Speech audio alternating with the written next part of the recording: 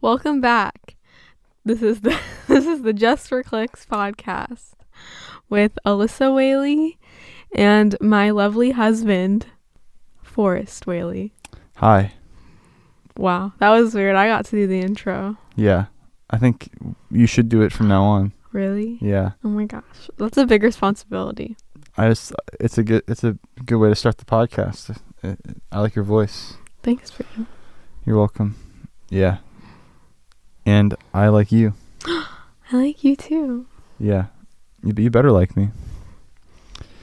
Or else, yeah, I'm gonna freak out. I'll lose it. Oh dear. Yeah. We got a lot of topics today. I've been keeping a list. Yeah. Of all the best TV shows I've ever seen. Ooh, let's see them. Yeah, so I was thinking we could go through each one and why it's so good. The White Lotus. Yes. Very good. Very good. You guys should check out the show called The White Lotus. It's from a white man named Mike White. I'm not joking. His name is Mike White. And he's behind certain shows that are good. I don't think he's ever made anything bad. But he's also kind of an actor. Like you might have seen him and stuff.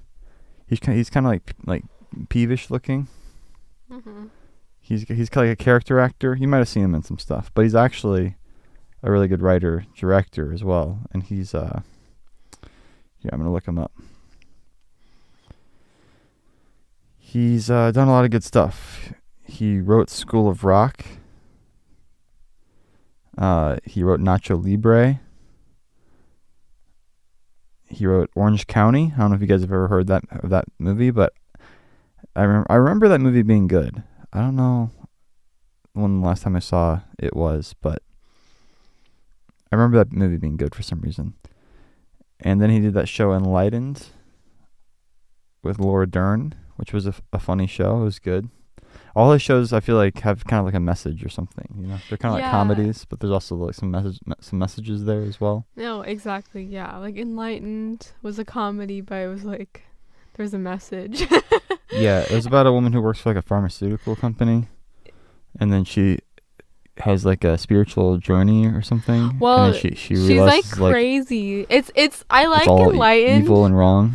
I like Enlightened because it's like she goes on this kind of like spiritual journey, and then like she has this like massive like freak out or something, right, at her job, and then she goes to Hawaii on like this like spiritual like kind of like meditation retreat or something. Yeah, right. And then she like comes back, and it's like she just kind of like missed the whole point of her trip or something. It's like really funny, like, and it's just like I feel like it's like relatable kind of.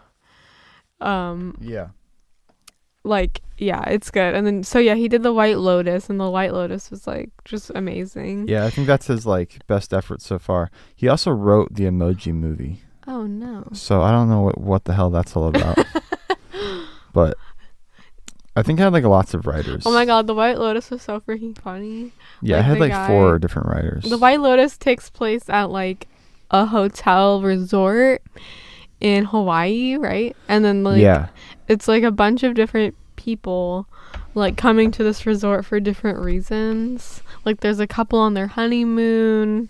Right. And then there's like kind of like this like affluent woman, like writer woman, and her like husband and children, and like their friend, and like her daughter's friend. And then who else is there? And there's like that one woman who's there to like spread her mom's ashes. Oh yeah, she was hilarious. And then it's a really like, funny show. Yeah, it's really really funny. There's like this hotel curator guy. He's like the manager of the whole, like, it's like is it on an island, right? Yeah, it's like a resort. It's like a resort island. Yeah, and it's like it's kind of about like different classes. It's kind of about like classism. There's like commentary on, like class structure, but there's like also people who work like at the resort, and then there's also people there's like the rich like white people who come to visit, and like how like it's kind of about how like, you know, colonialism like kind of exploits Hawaii. It's like it is about that, but I don't know. It's like it's more like nuanced and complex than that. Yeah, I wouldn't boil it down to just that. Yeah. But that's like definitely one of the, like the themes. Yeah. And yeah, kind of like observation and like commentary on these like privileged like white people, these rich people. I feel like you may have missed the point. What was the point? We should rewatch it. He wrote this like article talking about or like there's like this article of him kind of like talking about his kind of like artistic viewpoint. Mm-hmm. And I feel like maybe we should like read that, and like that's more of like the point. But yeah, it was really funny though. It was like this like hotel manager, and he's like, his performance was great. I hope I see him in more stuff. Mm-hmm. He was like by far my favorite character. Yeah, he was hilarious. Yeah, he would like, he has this like, you know, fake persona he uses when he talks to the guests, but then he's like really, I feel like really different like when he's, you know, just talking to his employees. And he's just like he's like gay, and he's all like jacked up all the time, and he's got a big mustache, and it's been a minute since I've seen the show, but he was just awesome. Like, I don't know, just watch it just for him. But there's lots of other characters too, and all the performances are like really good. It's like really well directed. It's got a really good soundtrack too.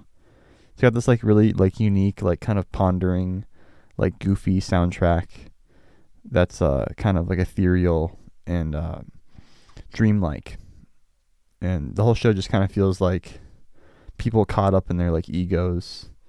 Yeah, exactly. Yeah, it's like, yeah, there's so many kind of like different nuances and like kind of, yeah, exactly, like egos, like no one's like listening to each other. Yeah, like the married couple here that's there like on their honeymoon. Yeah, it's kind of like this, her whole thing, like the woman's it's like Alexandria Daddario, and like her whole thing is like, you know, she like married this like rich guy, and like she doesn't want her kind of like, she doesn't want her identity to be just like wrapped up in like just being like this like rich guy's wife. Like she wants her own like identity. She's like a writer. Yeah. And you know, there's like a part in it where like I don't know, he makes some comment about like he married her because she was pretty or something, and she gets like all offended, and he's like, what, like, is it bad that like, you know, I wouldn't have married you if you weren't pretty or whatever, like, you know what I mean? Like, yeah,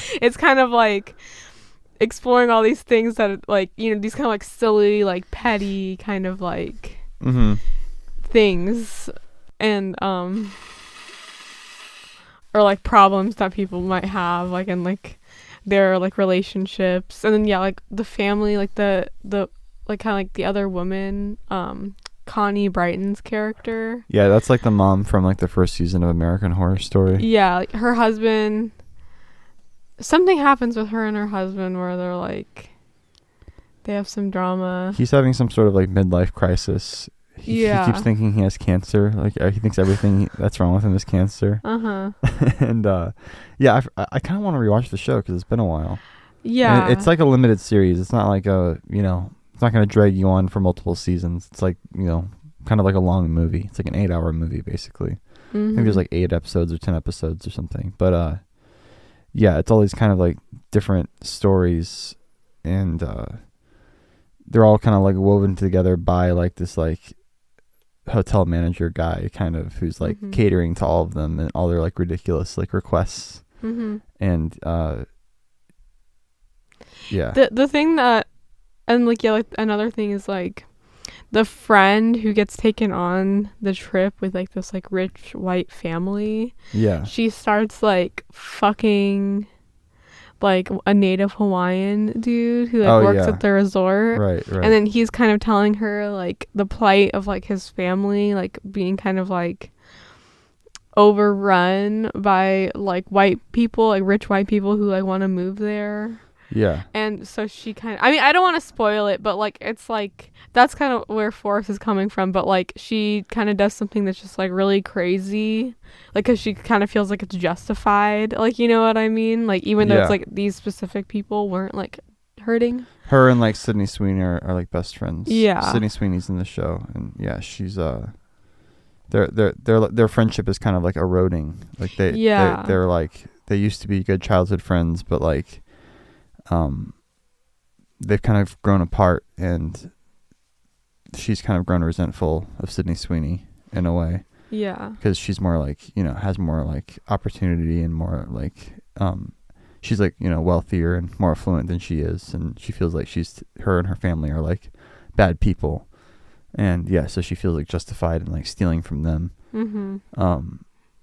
Yeah, it's a good show. And it ends really crazy too. Like the ending, the final episode was like hilarious. Mm-hmm. Like it gets really chaotic. Yeah.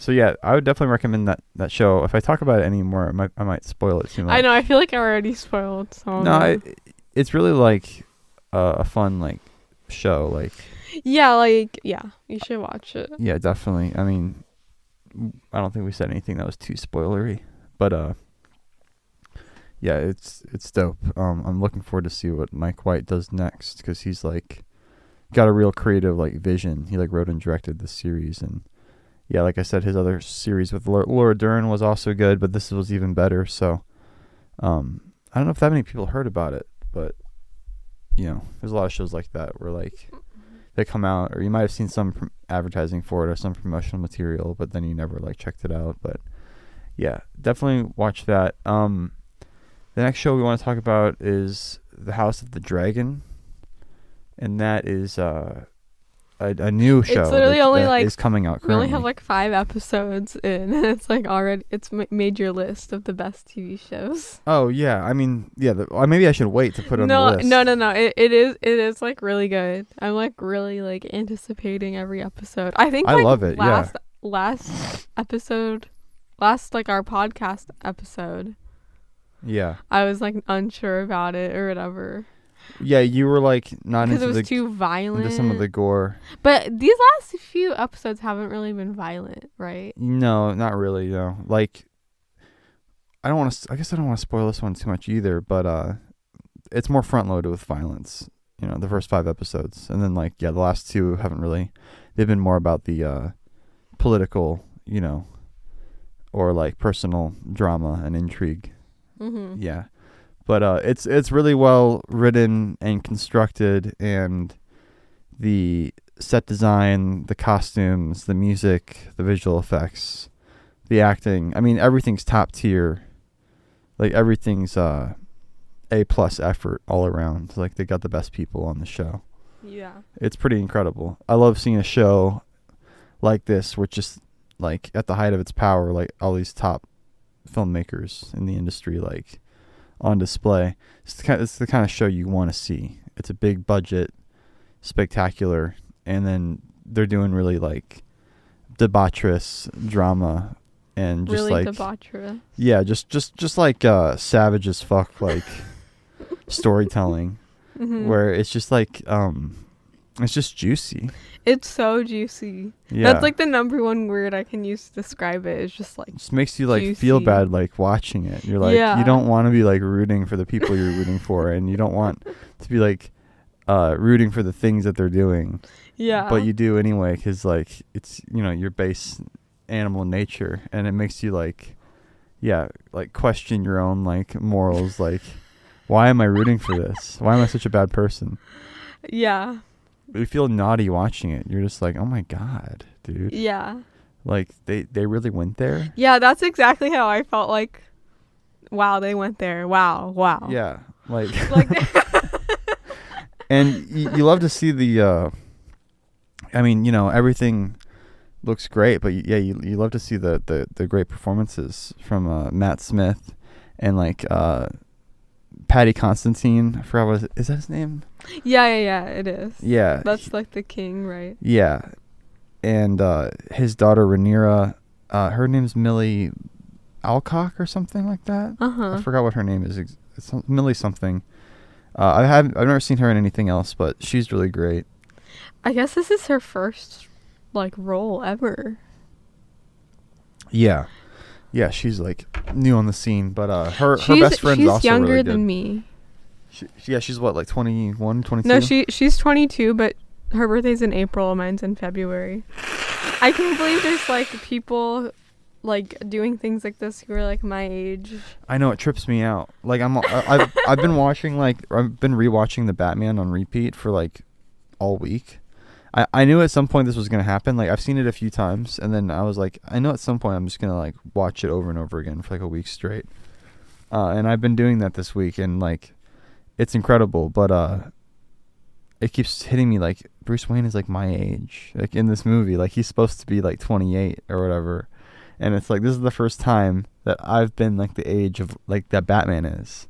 This is the first time I've seen like a Batman thing where it's like I'm not like looking up to them as like my, like, you know, like adult people. They're like, now Batman is like my peer, and it's such a weird like feeling. Yeah, I know. That's how I felt when I found out that like Millie Alcock is like 22, and I think like the girl that plays Allison is even younger. Yeah, like I think she's like 19 or 20 or something. So we've only seen the first 5 episodes. I thought that about freaking like Lil Nas X too. Like, me and him are both 22. Yeah, he's super young.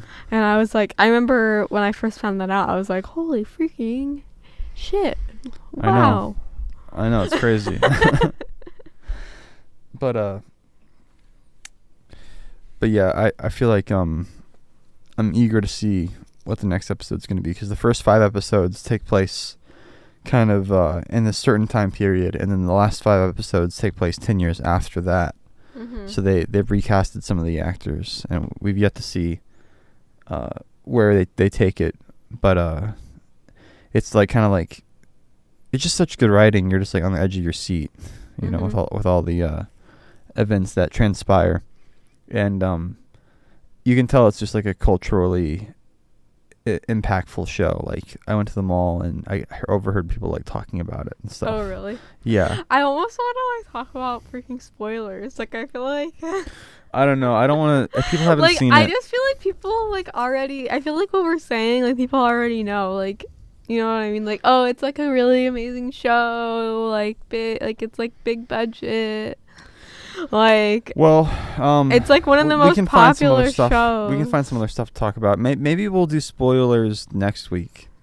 We'll give people time to catch up on it, and if they haven't caught up by next week, we'll discuss, because by then we'll have seen the 6th episode, and we can discuss like everything. Okay. So I don't want to just like let rip right now, because I know there's some stragglers out there who are listening to this podcast. It's been out for like 5 weeks. I know, but they straggle. And they don't watch the show because they're stubborn, and they've got other things. They feel like they talk themselves into it, and they're like, oh, I've got other better things to do. And then they listen to podcasts like this where people talk about it, and people say spoilers, you know, whatever, skip to this time code, whatever. But they don't listen. And they're just like, oh, whatever, I'm too cool for school, you know, I'll listen to the spoilers, and then they ruin it for themselves. Okay. I don't want to be responsible for that person ruining it for themselves. If you are that person, just go watch it. I implore you. Don't get a girlfriend. Watch it with your girlfriend or boyfriend, significant other. It's a good show to like watch with someone you love, okay, or a best friend, whatever. Just, you know, watch with someone so you can react and have that experience. I don't want to take that away from them. Fine. It's a good show. There's dragons. The dragons look amazing. The art design, like the sets look incredible. Like, they're doing like CGI set extensions, of course, but they all look fantastic. Everything looks really like lived in and real. Unlike, that's very much contrasted with the Rings of Power, which I tried to watch and I just couldn't get into. Everything looks so fake in that show. Like, everything looks super CGI. It's got this like huge like CGI like clean like sterile look. Like, Game of Thrones just like completely like goes in the other direction. Yeah, Game of Thrones, like, there's some freaking gnarly. It's dirty. Gnarly, dirty, freaking looking shit in there. It's foul. Yeah, there's this guy is like his name's like the crab feeder.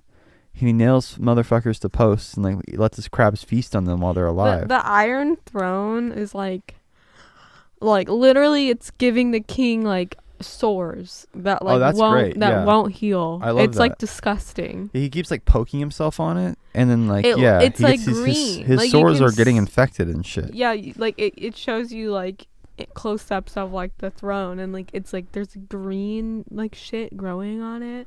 Yeah. It's fucking disgusting. We were also just talking about like earlier today, like never mind. I guess I don't want to spoil anything. Yeah. Don't spoil too much. You can say like some stuff, but not like important There's like stuff. a scene inside of like some like sex dungeon like room. Yeah. And like I was just thinking about like, oh, like I bet that's freaking disgusting. Like who was going in here and like cleaning it? But Forrest said that he thought it looked nice. Well, there's a scene where a certain character takes another certain character to like a sort of brothel. Like it's sort of like it's weird because it wasn't really like, I just didn't ask too many questions. I just like let the story. Just went with it. Yeah, I just went with it. But like it doesn't look like, when I think of a brothel, I think of like, I don't want to say too much. It was kind of like an open air brothel.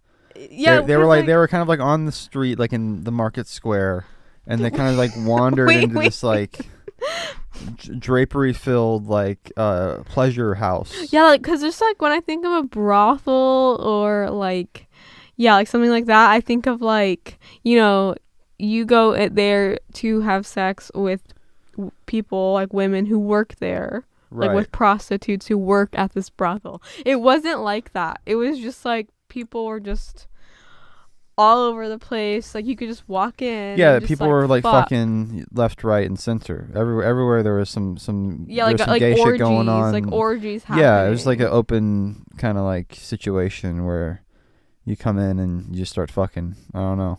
Yeah. It was very like primal and, you know, cult like, and yeah, it was good. It was good stuff. But yeah, I was just It thinking, looked like a fun place. Yeah, I was just thinking like that. I feel like that place was probably like filthy, but Forrest was like, no, like it's probably fine. It wasn't like, I wouldn't say it's super clean, but it didn't look like, you know, disgusting or anything. I just feel like if that type of place like actually existed during like that time period, Yeah, it would just be like, well, I mean, even like this time period, like unless it was someone's job to come in and like clean it after every like orgy fest. Yeah, I mean, the people in there who were fucking, they all looked like they were in pretty good shape, and like there wasn't like, you know, there was no like violence happening. Everyone seemed like they were having like a consensual time.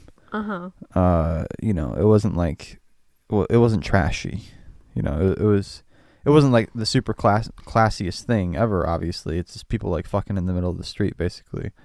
But like, well, it wasn't in the middle of the street. It was like off the beaten in path. this like cord, like in this like it was like in maybe you pay house. a toll to get in. I don't know how it worked. They didn't show that the specifics of how you get into how you acquire you know, entry to one of these places.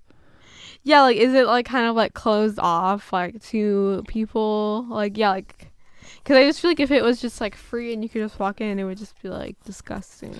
It's like, yeah, there's probably some cum, you know, some dried cum on the pillow and Definitely, stuff. Yeah, for sure. Yeah. And some lube, and yeah. I guess they probably didn't have lube back then. Maybe they used like lamb oil or lamb fat or something Oil.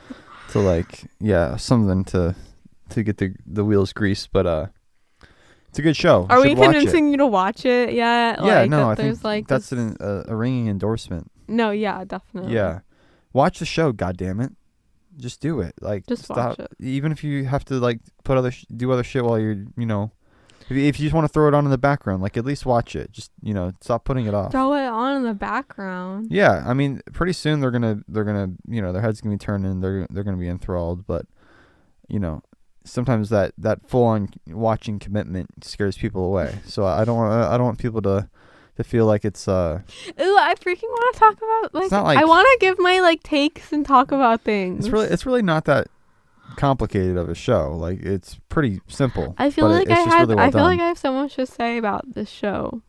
Yeah, we'll go full spoilers next week. How's that? Well, that's like a whole week away. I know, but I'm not gonna. What if I don't feel as passionate about it next week? You will. We're gonna watch the new episode, and we're gonna be like, we're gonna have all sorts of reactions. Like, okay. Well, I was really excited to talk about it today. We got so many other shows to go through. I don't know why we're talking about all these other shows. It's the best TV shows list that I've been making. Whatever. I really want to give people the opportunity to not get spoiled, because I know they'll listen to this. They're like, whatever, I don't care. I'll listen to it. I'm too cool for school. And then they're gonna have this experience forever ruined for them. Just watch the show episode by episode. You're gonna be like, oh shit, like what's gonna happen next? Sorry, I'm so congested tonight. Gosh, I'm like snotted out a metric ton of snot just since sitting down. It's just like, like I don't really care about any of these other shows right now. Like this is a show I'm watching. Like when I'm watching a show, Yeah. like I become like fully just like obsessed with that one show. It's good. And yeah. it's all I can think about. Like I am just like, this is like my whole personality right now. My whole brain is just like enthralled by this show. That was the same thing like 2 or 3 or like weeks ago, like a month ago. It was The Boys. That's all I thought about. I was obsessed. Well, let's talk about The Boys, because that's on the list. And then today, it's The House of the Dragon. Yeah. And well, I can give. We can talk Boys spoilers. That's been out for a while. Okay. People have had their chance to watch that. If you haven't watched The Boys yet, spoilers. We're gonna talk about it. Big spoilers. So. What is going on upstairs? I don't know. She sketches me out, dude. We're like downstairs recording the podcast, and we can hear just like footsteps upstairs, and it's like, I know we put Luna to bed, so now she's out of bed walking around. The door is closed, and she can't like open it herself, but we can hear her like just waddling, bugging around. Yeah, let's talk about The Boys. So, which is your favorite boy? Huey. You like Huey the best? Yeah. What about Homelander? Is he? I guess he's not one of the boys. Yeah, I like Homelander. Homelander is my favorite character. I know. Every time he's on screen, it's like so I just tense. feel like I like villains. I'm just like every time there's like a villain, or like, I'm like, he's like my favorite. She likes the bad boys, guys. It's true. But yeah, Homelander's so like nuts.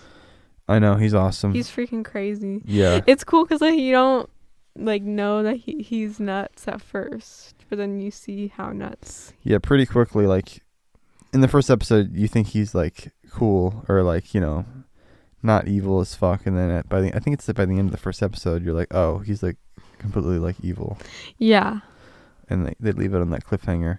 Yeah, the first episode's really strong, and all the other episodes, like, yeah, you can roll through them. It's very breezy. Yeah, I love The Boys because it has like lots of messages and like kind of subtle commentary on, our culture and stuff. Some of it's not so subtle. I mean, I feel like it's pretty like in your face.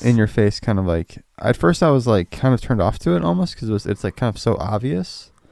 But after like rewatching it with you, like I rewatched, or like I like watched the first season, and then like I binged like the other few seasons after they came out, and I grew to like it more and more as I watched, and then I rewatched it with you because I was like, Alyssa will probably like this show, and I like once I rewatched it with you, like I really fell in love with it, and now it's like one of my favorite shows ever, because it really creates like a whole universe, and like.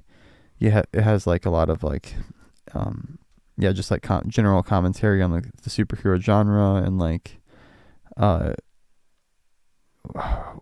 would you say its messages are? I don't know. It's kind of a comedy, but it's also a drama. Yeah, like, I really like. I mean, I feel like we've already talked about this before. Have we talked about The Boys? Yeah. I don't think so. I guess we have. You're probably right. Okay, you guys will watch The Boys. You know about The Boys. Do you think like the most recent seasons like was your favorite out of all the seasons? I don't remember. I feel like it's really ramping up. Like it's just getting better and better. Yeah, the last episode was crazy.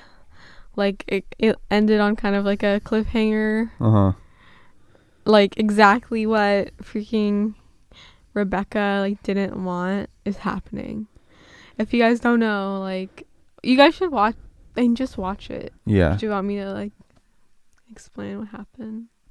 No, just like we know at the end of it, the most recent season ends on like a really like kind of cliffhanger moment. Where it it kind of changes the like dynamics of the situation. Yeah. In terms of like Homelander's like public image. Well, I think like it's like Homelander has this son, and his son's mother like was really trying like everything in her power to kind of keep Homelander away from their son, and she was like really like determined to make, because Homelander is evil and like crazy as fuck. Yeah, he's got a lot of issues. He has like and so yeah, like this boy's mom was like trying to not let him be like his father, but now at the very end of this last season, like yeah, like the boy is like kind of being taken under his dad Homelander's wing, right? And he's like, there's just like a glimmer of like crazy from the boy, or like his dad is teaching him like crazy things. Butcher never like accepted him. Yeah, that was Butcher's downfall. And that's like why he was able to like Homelander was able to sway his son, because his son was looking for like a father figure. And Butcher like didn't step up to the plate and like really shit the bed with him. Yeah. With his like shitty, Butcher just had a really like shitty behavior and attitude towards him, because he's like the product of like his wife's rape, basically. So he just like doesn't even want anything to do with the kid. Like Homelander, he wanted her to like abandon him. Yeah, Homelander raped this woman, like Butcher's wife. Yeah. And made this boy. I think his name's Ryan. Yeah, that's another show where it's like, oh shit, I can't believe they went there. Yeah, like literally like raped. Yeah, like they go to like really dark places and like really like fucked up areas. It's like a really like dark show as well, which I enjoy that. And yeah, like at the end it's like someone like Homelander's kind of making his son like a public figure, like with him, like he's like showing him off to like crowds and stuff, and someone in the crowd like threw something at the boy and like yelled some insult, and Homelander just like killed him like with his like lasers people. Yeah, his like laser eyes. He's like such like a lazy hero, because he's got like all these like powers, but all he ever does is use the lasers. Like he never like goes up to anyone and like punches them. It's just like, oh, laser. It's so funny. That's probably what you would do if you were a superhero. You just like use your laser. Like, why would you ever do anything else? It's pretty funny. I watched this like kind of like commentary about Homelander once, and I thought it was like really smart, because it's like in this universe Homelander is supposed to be like kind of like the most like the best superhero, like the world's greatest superhero, but he's like the least heroic like person ever, because he doesn't have to work hard like to save people, like, or he doesn't like put forth any effort, like really, like you could tell in the fight with Butcher and Soldier Boy, he had never really been up against anyone who could physically match him, and he was like scared. He was like, oh shit, I actually have to like try, like this is scary, and he just like bailed. And you can tell he's just like and it's revealed that Soldier Boy is his father, and sperm donor, and he's like all he ever wanted was like a dad or someone to accept him, and like Soldier Boy like is like, you're such a pussy, like I hate you, basically, like completely rejects him. So that's like doesn't help his ego there either. He's just like really sensitive. He's irredeemable as a person, but I think it's kind of cute how he like cares about his son. Like that's the one thing he cares about, other than just like his public image and people loving him or respecting him or fearing him. It's like he does seem to want the best for his son. Like he's not gonna provide the best for his son because he can't, but he thinks he can. He's trying to, at least. Yeah. I think that's like admirable. He's not just like, oh, fuck off, like I don't care about my son or whatever. No, yeah, like Soldier Boy. He was like, the reason why he's so fucked up, the boys also has a lot to say about kind of like childhood development Yeah. and stuff, which is funny, or like which is cool. But yeah, like a big reason why he's so fucked in the head is because he like didn't have a mom and dad. Like he was just kind of like raised in this like padded room, like they're because he had these crazy superpowers, like he could like laser you with his eyes, like from like since he was a baby. So like people were scared of him from like, you know, as long as he could remember. Like he didn't have like a mom and a dad who just like loved him. Yeah, he's so fucked. Yeah, like people were just immediately always scared of him. That's all he's like ever known. And so yeah, like he finds out he has this son, and his like kind of goal is like he wants his son to like have like him, like, you know, because he didn't have a dad. Right. And yeah, like I like how he likes his son, like it's sweet. But yeah, so he's got to go though. Yeah, I hope that they hopefully the next season is like the final season. I really want like a nice big epic like conclusion where you're like on the edge of your seat. But yeah, we'll move on to The Handmaid's Tale, which is a really good show. That definitely makes the list. You haven't seen this one, right? You've just seen like the first couple episodes.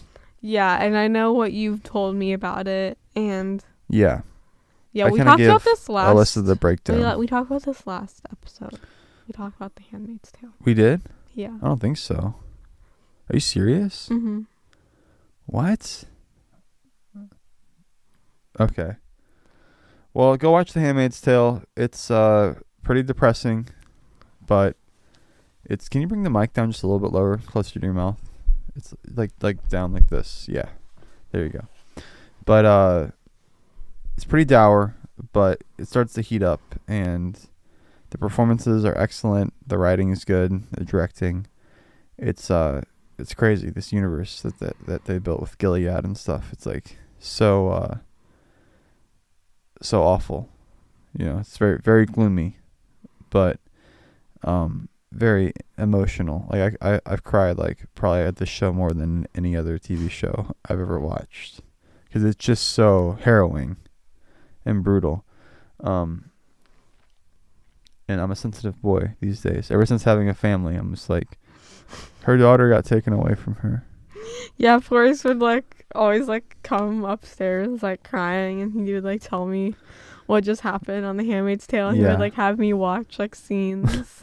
And I would cry just from like these like 5-minute like scenes where like I just have like the briefest of context that like Forrest just told me. Yeah, well, we listened to the book together, remember? Yeah. And then like I started watching the show. But the book's like nothing really like the show.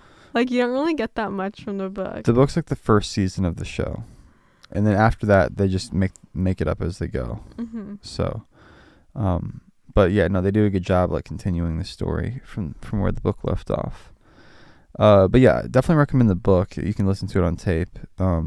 Really well written, pretty short. And then yeah, I would definitely recommend the show. That's definitely one of the shows you can put on in the background and watch as you work, because it's not like a visually engaging show. Like House of the Dragon is like very visually engaging, but not that the show is poorly produced or anything. I mean, it's got a big budget, it's well shot, it's good cinematography and stuff, but it's not like a visually like riveting show. It's basically mostly people talking in rooms, you know, but we see like, you know, kind of this like depressing world they live in. Like you go to the grocery store and like women aren't allowed to read in the society, so all the labels are just like pictures, like graphics of like, you know, the food item that they represent. And every place is guarded by like, you know, men in black with machine guns, and you know, they're allowed to like beat you and stuff if you act up. And so it's just like they live in this really like sealed off, you know, United States has been converted into a new militant based kind of country that is in constant state of war, whether it be civil war or kind of like issues with other countries like the United Nations doesn't like recognize them, and they're trying to like gain legitimacy through their government. And yeah, she's assigned to be the handmaid. The fertility rate has dropped significantly in the future, and the high-ranking commanders are assigned handmaids, fertile women who can bear their offspring. And right as they're born, they're taken and claimed as like the commander and his wife's own. So it's this whole society that's like very heteronormative, and I think heteronormative. yeah, and like gay people are put to death, and that sort of thing. Your typical. In the book, it's like a race thing too. It's like only white people and stuff. But in the That's show, not true. well, in the book, they're like white. They're like white Christian, like Nazis basically. I mean, they're Nazis in this show too, but it's not really about race. Like there's all sorts of different races who you can be a commander and be black in the show, but in the book, the book was written in the 80s. And that's just an element of the book that they forego. I don't remember that in the book. It's not explicitly stated. Like it's not explicitly stated. It's basically implied that like black people all like went to the colonies or whatever, or like they there's no black commanders. There you can't be a high-ranking member. Is it stated or is it not? It's not even. It's mentioned like in the background basically. It's not about race. The books, but in the society, it's like the white people took over basically in the book, but that's not. They just dropped that whole aspect from the show. Which I feel like if you were to feature that aspect in the show, that would have to be like a whole another area that they would have to explore and comment on. And yeah, I'm kind of glad that they like kind of dropped that aspect of it. But yeah, it's just like this religious cult basically, and it's really fucked up because it's like it's so oppressive and it's so all-encompassing. It's so huge that it just seems like an impossible animal to fight, and she's like subject to these like these cruel, horrible situations, and there's still that like little glimmer of hope, that she'll, because her husband made it out and he's in Canada and with a bunch of other American refugees, and there's all this like personal interpersonal drama between her and the commander and the commander's wife and other handmaids and terrorist attacks, and yeah, it's really good. Yeah, it's really intense. But yeah, I feel like you can almost kind of like do other like build Lego or animate or whatever while it's on in the background. If you just listen to it, most of it's like auditory, kind of stuff. But every once in a while when a big action thing happens, you might want to look over and kind of check, cop the visual. The visuals can be important sometimes too. Yeah, let's move on to Why Women Kill. Yeah. Yeah. Do you want to talk about this one? I feel like I've been talking for a while. It's just been so long since I watched Why Women Kill. Well, I just feel like we've already talked. We feel like we've already talked about it on the podcast. Well, a lot of the people who listen to the podcast might not have listened to those episodes. This is an episode where we're consolidating all the best shows, and we're talking about them to give people an idea of something to watch. And this is not about this fucking concept of this episode. I just had no idea that this was like your idea for like today's episode. Sorry, that we were just gonna like, because if I did, I would have like went and like like read up on the show some more, so I like remembered. Oh right. My god. We're hearing a lot of banging upstairs. Should we go check on her?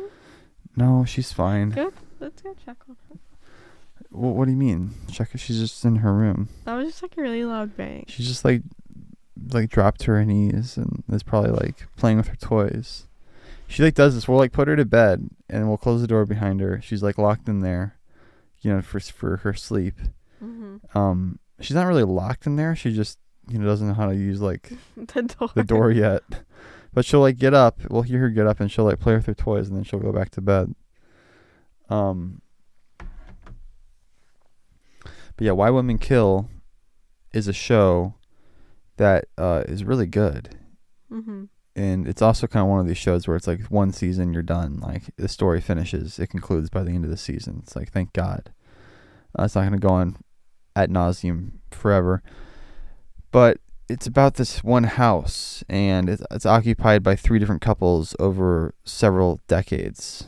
So there's like a 1970s couple, there's like a current modern day couple, and there's a couple in like the 1950s.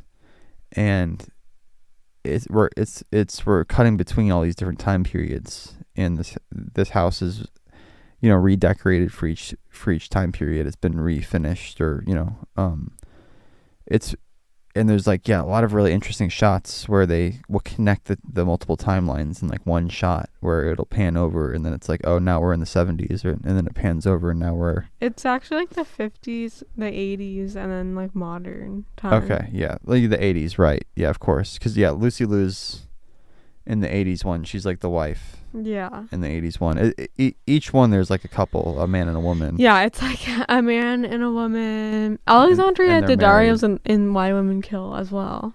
Yeah. Yeah, and it's like the I feel like their shows like I guess like this one's a lot more like niche than the others. It's probably the most obscure show on here. Yeah. I Like think it's an Amazon original. the 1950s couple. Yeah, and like basically like each like a relationship, or like in each house, like I mean in each time period, like the husband has died in this house. Right. So this house is somehow like, you know, just has all that in common, like that, like, and like the wife like is the murderer. Yeah, the wife is the murderer. Yeah. Or maybe no. Maybe not all. Hence the title. Not all the husbands die, but the wife murders somebody in the house. Yeah, right. It's so good. Yeah. It's so tense because you know the husband's going to die at the beginning of the show. Uh-huh. And then it's like you're just kind of building up to that. It's really freaking emotional. There's like a lot of emotions, especially for like the 1950s couple and the 1980s couple. Like we're just like, yeah, ooh. The current day couple, I think that was probably the weakest story out of the 3. They but like, it was still good. It was still interesting. It just wasn't as exciting. Yeah, it was like, we're doing spoilers. Just like light spoilers. I know it's hard to talk about. Okay, well then that's it. I can't. No, say you can do a little bit of light spoiling. Babe, like I don't know what a light spoiler is. Like something to get people intrigued to watch the show, but not revealing everything. Like they kind of all have problems, like all of the couples. Like there's like an issue, like a main issue. Like the first couple, like the 1950s couple, it's like the husband is like cheating on the wife. Right, he's got a mistress. And then the second couple, the 1980s couple, the husband is gay. Right. And also cheating on the wife with a man. Yeah. But she knows about it. Well, she finds out about it like in the show, and she's pissed. Oh, she's pissed about it? She's really upset at the beginning. Forgot. Yeah, it's been a while. Oh my god.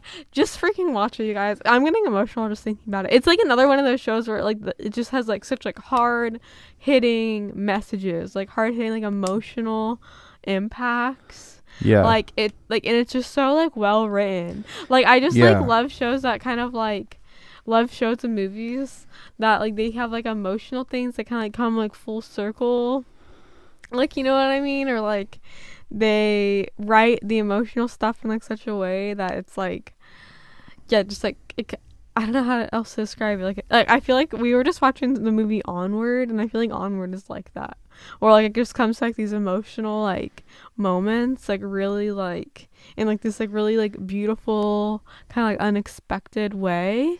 Yeah. You know what I mean? Like it like subverts your expectations, but like really makes you emotional. That's how I feel. Oh my gosh. Like I just want to freaking spoil. The structure of the show is perfect. Like it's built up in this great way to when it crescendos, it's extremely satisfying. It's the last it's a ballet. scene is like freaking nuts. Cause Yeah. like they're going between, cause it all takes place like the same house, just like in different time periods. Yeah. So like they're kind of like, like the camera work and like everything, and then like the It's all last intercut. It's not like the finale happens in one time period and the Yeah. finale happens in the next time period. Then we see the finale happen in the final time period. It's like Mhm. it all builds and is edited to where it all crescendos together. Mhm. And it's pretty spectacular. And like the last couple's problem is that like she's kind of like this like successful like lawyer, Oh right. and right. like he kind of feels like He's insecure. kind of a loser. He's like a writer, Hollywood writer. Yeah, but and he's like not making any money. he's not making it like that much she's like money. supporting them, and Yeah. like so he feels like shitty and like all insecure. And then like they also have like an open relationship in the beginning. Right. And she kind of brings this like chick into their relationship, which is like Alexandria Daddario, and like that kind of like spirals, and like they kind of, and because he's like insecure, like he's kind of like letting this like girl who's like not like this like successful lawyer, like who thinks that he's really cool, like you know what I mean, like make him feel better about himself. Sure. Yeah. Like like instead of like being like kind of like just like emotionally faithful to like his wife, he's kind of like letting this girl like get in his head and stuff. I Yeah. mean, like the wife like let this girl into their relationship, but like like they kind of like He's getting more like emotionally invested. Yeah. Right. because like And she's crazy. she makes him feel good about himself. Like Yeah. the wife kind of like emasculates him or whatever. Like, Is he a Hollywood writer, like a screenplay writer? well, or they did live in LA. Yeah, I think he is, or maybe he wrote a book. I can't remember. The house is exactly. like in LA. Yeah, he's either like some sort of writer or script writer, but it doesn't really matter. That's kind of that's the plot. And then like the 1950s wife, like she she wants to find her husband's like mistress or whatever, and like she like and like see who he's fucking, and like kind of like she just kind of ends up being like friends with her, like unbeknownst to her, like she doesn't know that this is like her, like the guy she's fucking's like, oh, it's so good, it's so wife. juicy. Yeah, like she just kind of thinks it's like her new friend, like you know what I mean, because like they're both just so like friendly, they kind of just like become friends. And it, oh my god, like there's like I'm thinking of like one scene like in particular was just really emotional. yeah. I know, it's such a good show. It gets so emotional, you guys. I want to talk about it. It's okay. It's We don't so have to talk about hard. it. I know. Let's move on. Let's move on to our next show. Which one out of these? Which one do you want to talk about? We probably only have time to talk about like one more show. This is a pretty big list, you guys. Maybe we'll bring this into the next episode. Under the Banner of Heaven and Haunting of Hill House. Yeah, let's talk about Hill House, because I feel like we talked about Under the Banner of Heaven recently. Mm-hmm. But Hill House, I do kind of want to talk on, because it's like we're coming into spook season, and if you ever need something to kind of get you in that spooky atmosphere, I think Hill House is like a great ghost story, where you get this big old spooky house. It also plays with like time in a way, where you have characters cast for when the family first moved into the house, and then you've got new actors cast for like 20 years after the fact, and how the house has like haunted all of them and affected their adult lives. It's kind of like It in that way, the Pennywise movie. Mm-hmm. But much better than It. I think Mike Flanagan is a really talented horror director. Yeah, he also did Haunting of Bly Manor, and he did Midnight Mass, which I haven't seen. But he's doing a new show. I just sent you a text. Did you see that text I sent you?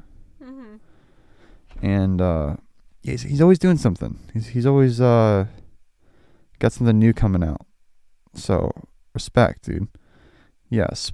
New Netflix unveils spine-chilling trailer of Mike Flanagan's The Midnight Club. Okay, so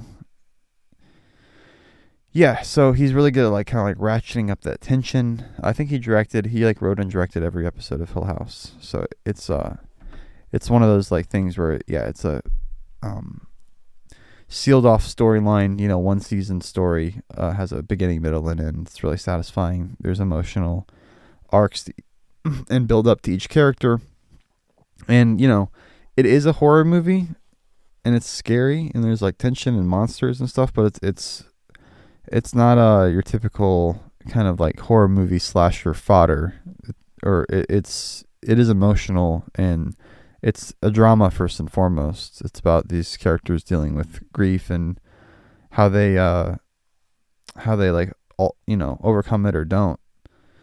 The stakes are really high, and every episode you're kind of like on the edge of your seat.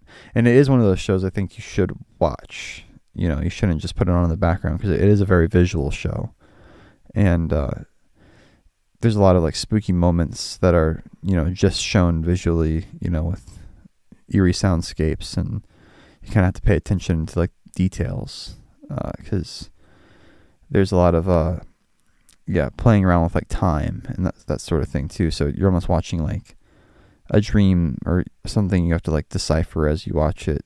And the characters are kind of making connections to like, a lot of the characters are like trying not to remember their past, like they're trying to forget it.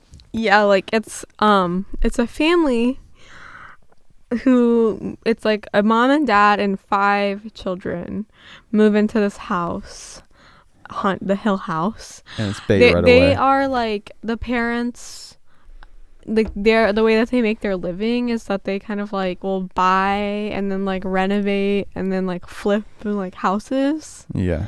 So that was like their goal with like Hill House. Like they were gonna like, they bought this house and they were gonna kind of like work on, like live there while also working on it.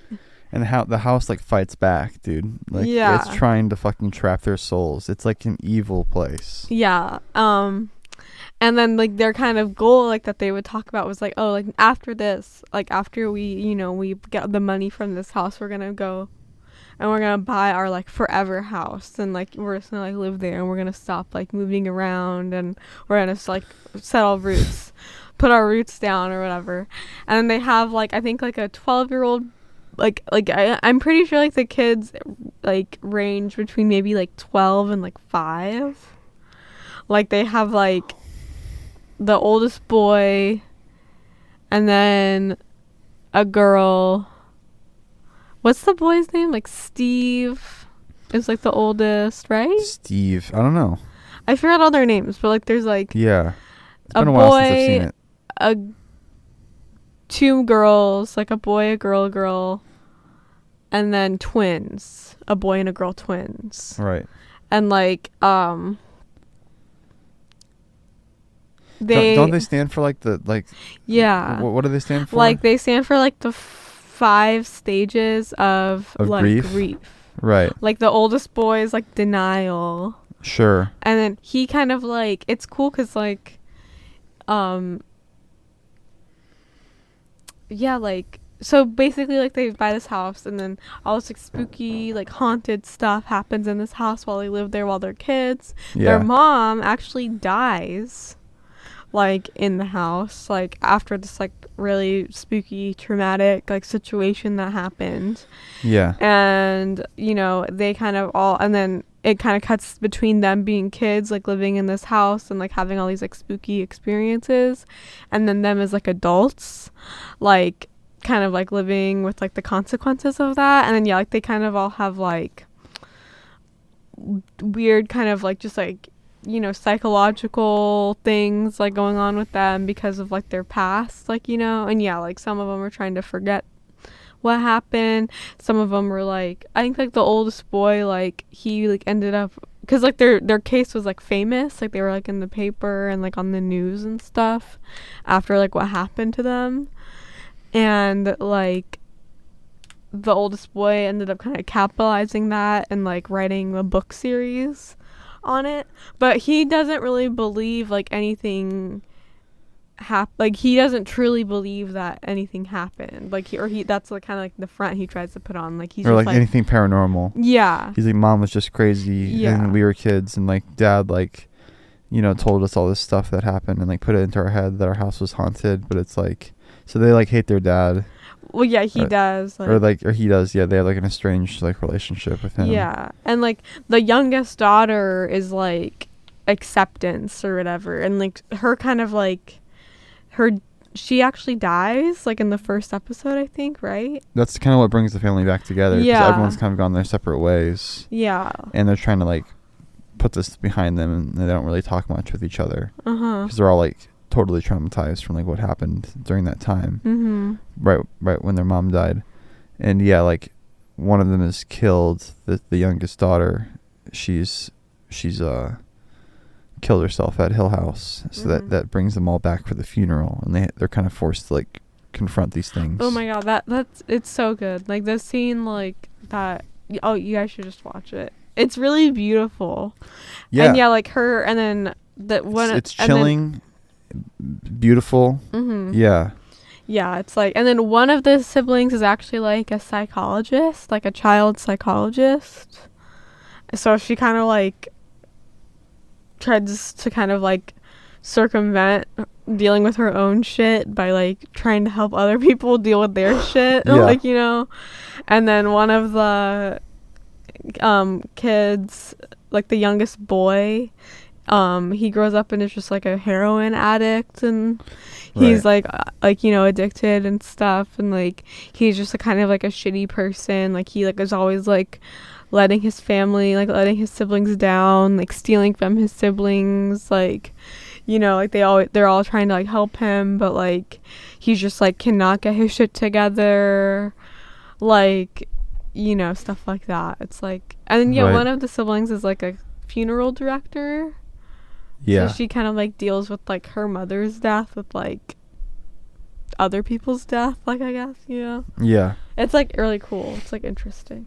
Yeah, it's so well done. I definitely want to rewatch it, but I might get a little bit too spooked. It is really spooky. It's spooky. I normally don't like spooky things, but this is just so like beautiful. Like, I don't know, like, yeah, there's an element of class, yeah, and intent, and it's not just like passion behind this show.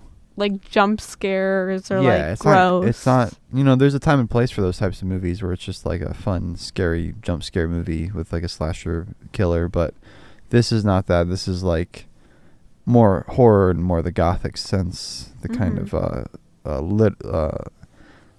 literary horror where it's more cerebral and more emotional and chilling and kind of just gives you like a creepy feeling. But like it's less the visceral. end, I remember I liked. Like, you don't really feel like creepy at the end. Like, you feel like everything kind of like comes together really nicely, right? It does, yeah. It has a nice, sweet, emotional ending where it doesn't leave on like a cheap cliffhanger, or it doesn't try to get one extra scare in at the end, but it actually is invested in wrapping itself up and telling a really good story, like with a strong beginning, middle, and end. And all the characters have arcs that make sense. None of the characters like seem like stupid, you know, like everyone's written really well, like really like realistically, and it's acted really well. So yeah, there's really nothing I can fault that show on. I think it does exactly. It's like perfect. Yeah, I it's mean, the perfect pretty much show. all these shows, like I feel like I don't really have criticisms. Ooh, that's a good thing. What's that? Maybe that would be like a fun topic, but yeah, they're pretty much all just like great. Yeah. I've only written down like the best TV shows on this list. Ones we didn't get to tonight were Under the Banner of Heaven, Euphoria, and The Queen's Gambit. But we could potentially talk about those next week if you guys like this us doing this, or maybe we'll do something else next week. But yeah, that's it for the podcast right now.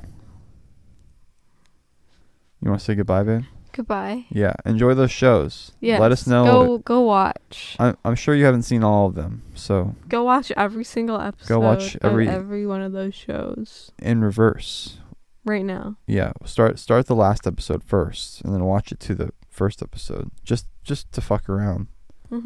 Yeah. You'll get it eventually.